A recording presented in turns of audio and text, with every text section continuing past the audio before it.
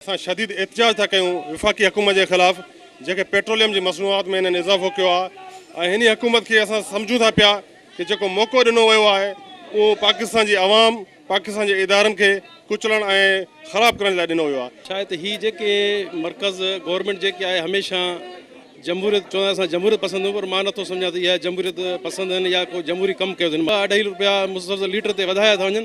अहिड़ा ग़लति पॉलिसियूं ग़लति फ़ैसिला जेके हुन कया आहिनि। इहो लाज़मी आहे त पेट्रोल जा अघु वधा लाज़मी आहे, किराया बि वधा, महांगी बि वधी।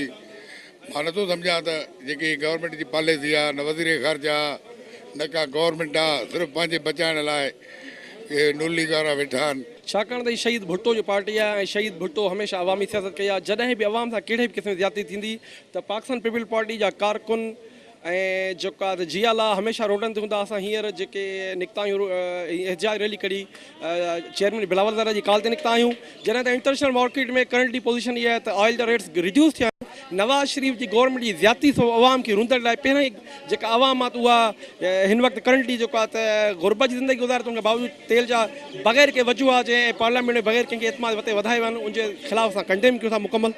जज ख़ासि तौर ते नवाज़ हुकूमत जे ख़िलाफ़ आहे जेके सरासर जेको आहे पाकिस्तान में माशी बदहाली जो जेको आहे ज़िम्मेवार आहे ऐं जेको आहे हिन जेको ताज़ो आवाम जे ख़िलाफ़ु जेको बम किरायो आहे इन जे ख़िलाफ़ु बिलावल साहब जे हुकुम ते अॼु असांजो सॾु आहे। साईं असांजो एहतजाज इन जे लाइ आहे त आलमी मंडी में जॾहिं त पेट्रोल जी बैरल जी क़ीमत तमामु घटि आहे त पाकिस्तान गवर्नमेंट जेका हिन टाइम गवर्नमेंट न चइजे पर उनखे हिकिड़ो कब्ज़ा माफ़िया चइजे उहे उन ते कब्ज़ो कई वेठा आहिनि त उहे इन खे घटाइण जे बजाए उन खे वधाए छॾियो अथऊं।